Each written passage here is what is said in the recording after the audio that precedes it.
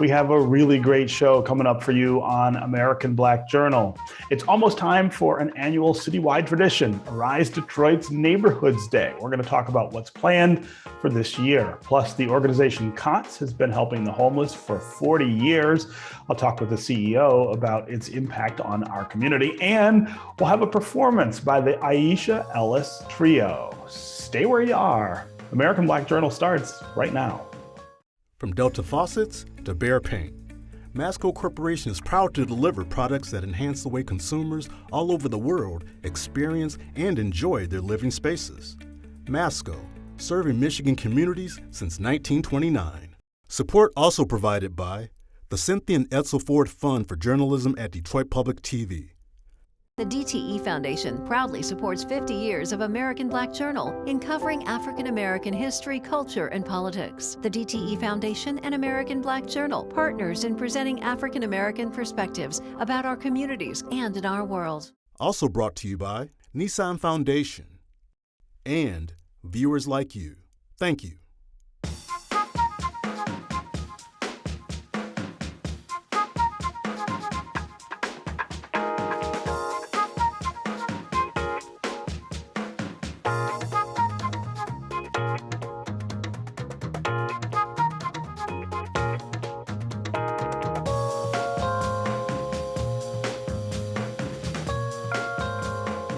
Welcome to American Black Journal. I'm your host, Stephen Henderson. This is the 16th year for the citywide community service event known as Arise Detroit Neighborhoods Day. Block clubs, churches, community groups, and volunteers are all going to come together on Saturday, August 6th for more than 100 events all around the city. These include cleanup and improvement projects, art festivals, resource fairs, school supply giveaways, children's activities, concerts, and much, much more. The nonprofit Arise Detroit promotes, markets, and supports the groups who host the day's events. I spoke with the executive director, Luther Keith, about the impact of Neighborhoods Day on the city and its people.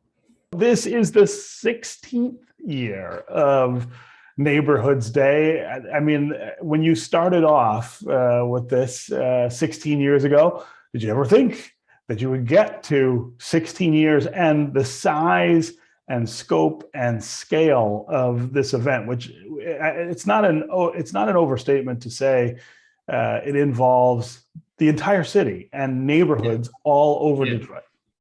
It does not. I don't think any of us knew, or board members when we started this in 2007, what it would become.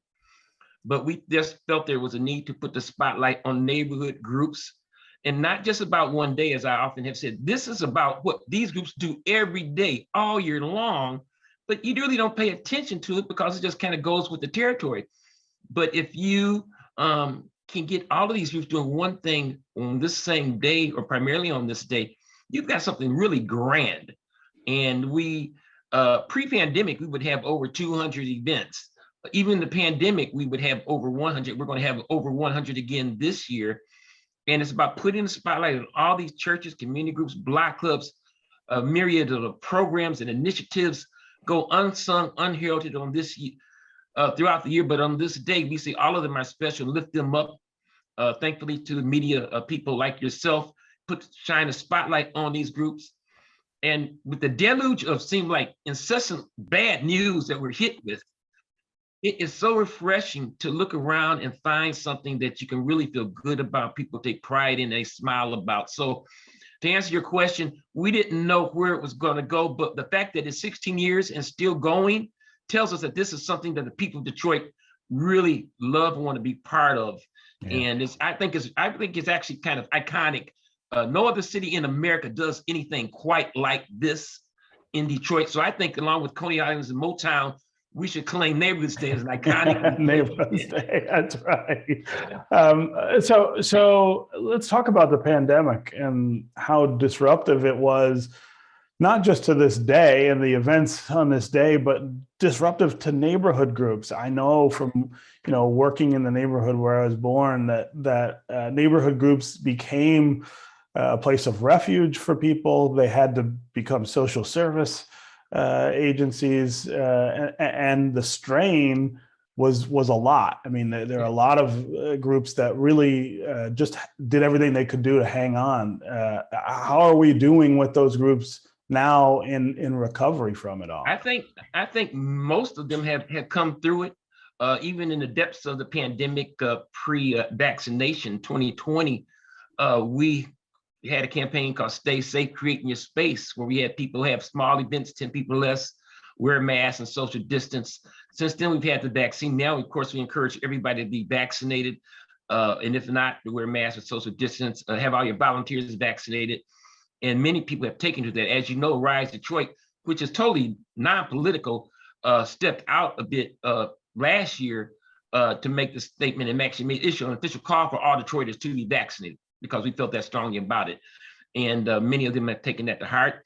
And many of these community groups are moving forward. This year, we have an amazing array of events on our website at arisedetroit.org. You can click our event list.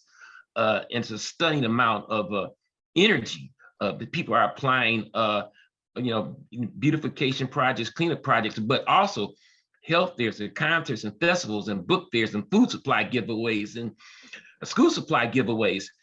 And one bit of exciting news, Steve, and you're the first news person I'm going to tell this to. In the past, we've had the Detroit Public Schools, we've had like Blue Cross, we should adopt, 12 or 14 schools a year with their employees. But they have not been able to do this, and Detroit schools have not been able to do this kind of beautification project, getting the school ready for the students for the new school year. Mm-hmm. This year, we've been asked by the Detroit Public School District and Dr. Beatty to have volunteers come out to every one of Detroit public schools, all 106. They are seeking volunteers to come out and help get these schools together. Mm-hmm. So we're calling on large companies, organizations, people, just plain neighborhood people, to step up and volunteer at the schools. We have other volunteer opportunities as well, but this one is really, they've never done anything like this on this scale. When you think about all 106 schools, I think they're shooting for like at least 10 volunteers per school, which would be something over 1,000 volunteers spread out across the city. Wow. On Neighborhoods Day. So if you're out there, you're listening, and you want to do something for the students and the young people getting ready for school, you can call here at Arise Detroit, 313-921-1955.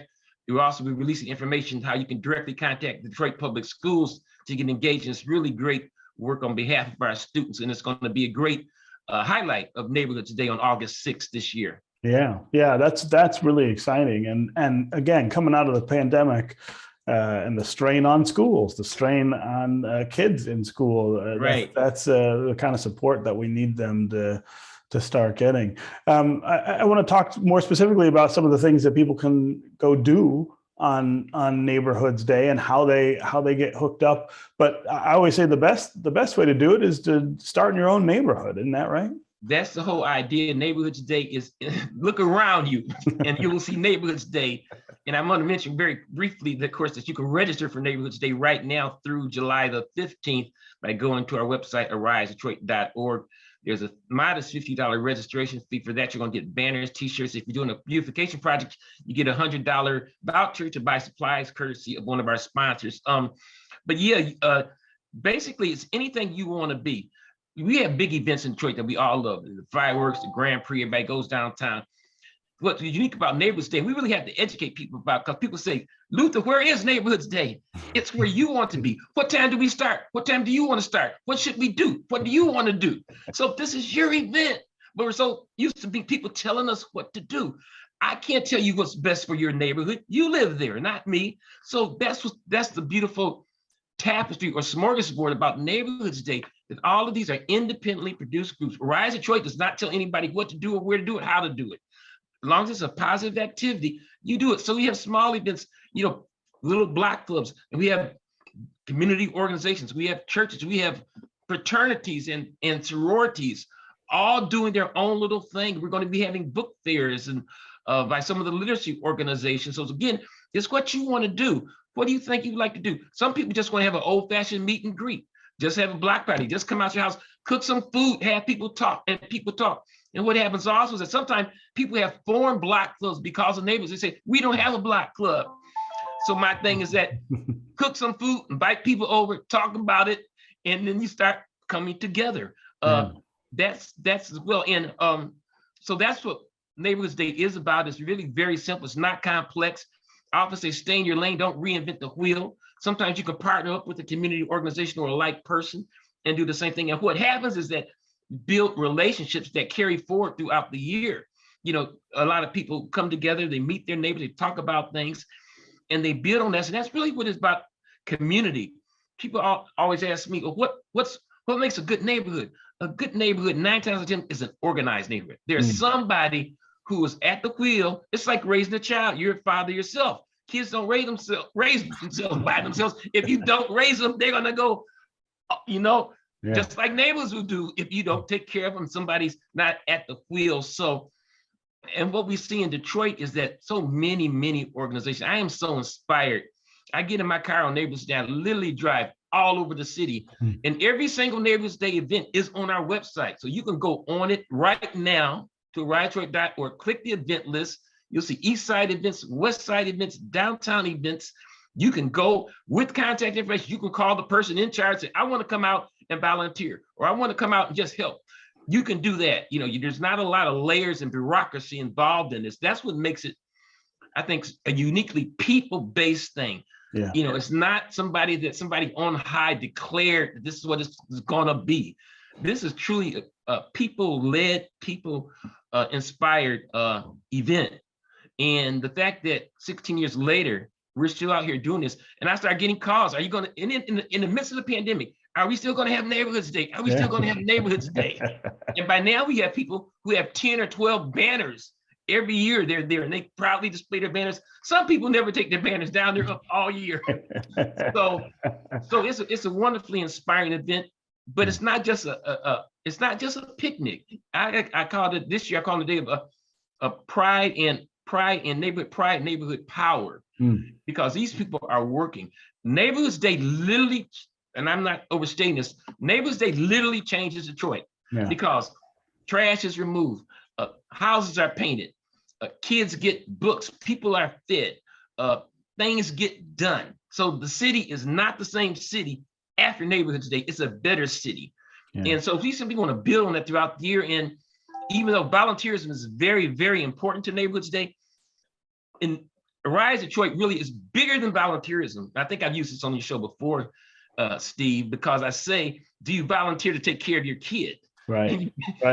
And you don't do it because it's your responsibility as a parent. We live in Detroit, so we want to make people understand that it's our responsibility every day to do something, and to keep that in mind. As I see it before, I quote C.T. Vivian, the contemporary of Dr. King. You see, during the Montgomery boycott and the civil rights movement, there's a question that was always asked: what are you doing for the movement? Well, I'm cooking, I'm driving people to work, but you're doing something for the movement. What are you doing for Detroit? And you don't have to run a big organization. I'm making sure my kid graduates from high school. Okay, do that. So it doesn't have to be a big grand thing. But what makes it is all these connections. And so that you're in Southwest Detroit, somebody on the east side is working like you, somebody in the north end is working like you, and you're all connected.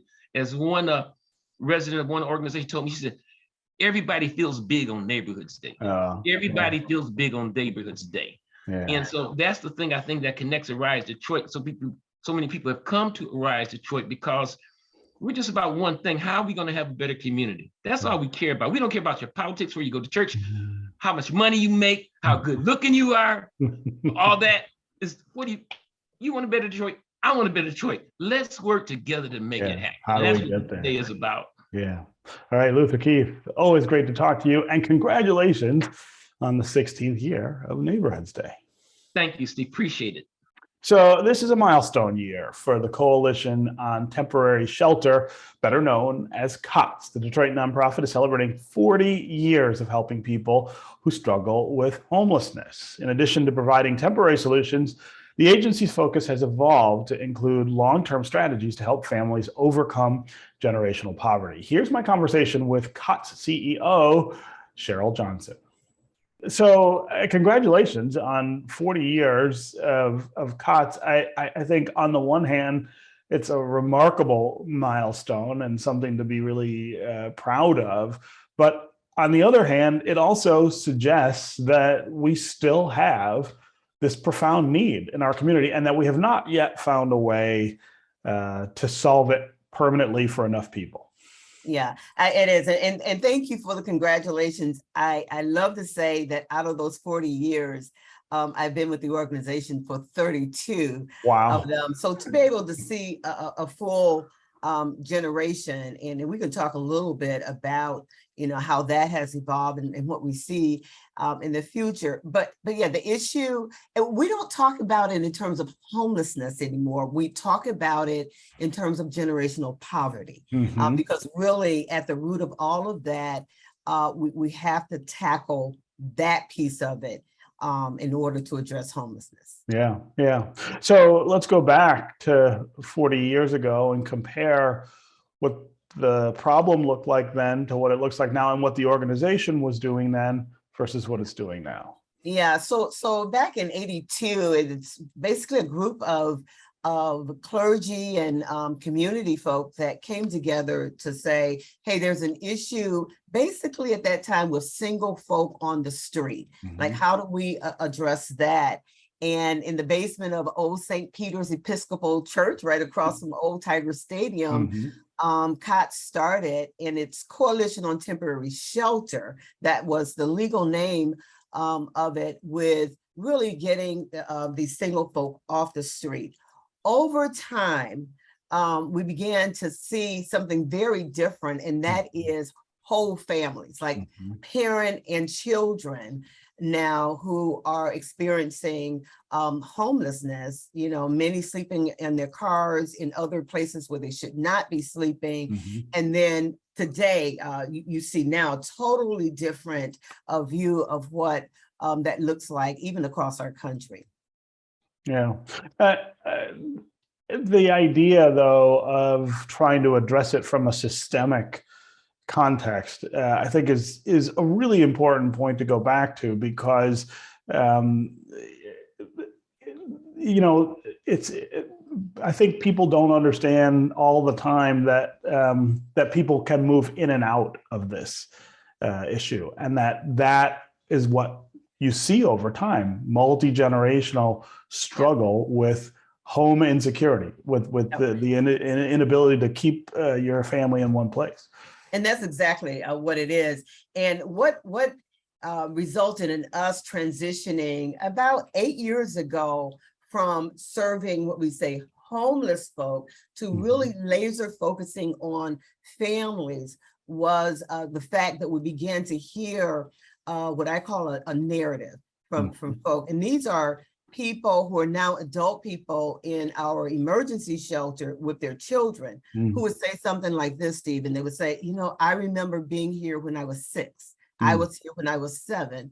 And now a full generation later, they're here with their children. So that was one issue. The other issue was we saw more than 2 generations. I remember seeing 4, great-grandparent, grandparent, parent, and child all together. So that speaks to this ongoing cycle of not being able to address poverty. So that's when we decided to really kind of stop things and begin to look at generational poverty and create a very different theory of change about how to move people into communities where they are now thriving and not, caught up in this vicious cycle. And so we really focus on these 5 areas of family stability, education,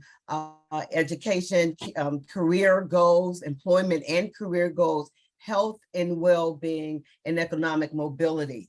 Goals that they set. They are assets. They are able, with the help of coaching, to really move through this and have great generational impact. Yeah. I want to talk just a little about the pandemic and how much it set families back on this issue here in Detroit. I know that if you go to any neighborhood, you can see the impact that it had on families and, again, on their housing security. Yeah, so I am saying this, and I believe it to be a truth, that we haven't seen like the real impact of that yet. because right now courts are still behind. There was, as you know, the moratorium on, and folk were able to kind of stay put. But across our country, and Detroit is going to be hit really hard. You got prices of housing, rents just going the roof. People cannot support that. And a bit that we don't talk about is the impact on our children. Our kids are not going to catch up, folks, and that's a real thing. And so how do we mitigate that? And for kids that have already experienced homelessness, we're already behind. There is this now increased gap of how do we address that and mitigate it. We can't fix it. We've got to mitigate the impact of it. Yeah, and that was going to be my next question, was this impact on children and how you address that separately. I mean, the goals that you're talking about are adult goals for head of households and people who are in charge, but this visits so hard on our kids. How do you get them to not repeat the cycle, right? Yeah. So our work really is too generational. I mentioned those goals specifically around parents. However, our children, we have a youth coach who works particularly with our kids on things that matter to them. And so everything from their executive functioning, how they think, how they see themselves in the world, the goals and aspirations. And believe it or not, kids are dreaming and they are thinking. Like they actually want things. And so when you pair working with parents and the child together, and I shouldn't always say parents, it's the adult person, because our families now consist of grandparents, aunts, sisters, whoever, right? And so we work with all families as long as it's an adult person accompanied by our children. But our kids specifically have goals that they are creating for themselves and working with a coach. That's important. And their overall health and well-being is at the center of all of that. We're going to leave you now with the sounds of drummer Aisha Ellis and her trio from their appearance on Detroit Performs Live from Marygrove. You can find out more about today's guests at AmericanBlackJournal.org, and you can always connect with us on Facebook and on Twitter. Take care, and we'll see you next time.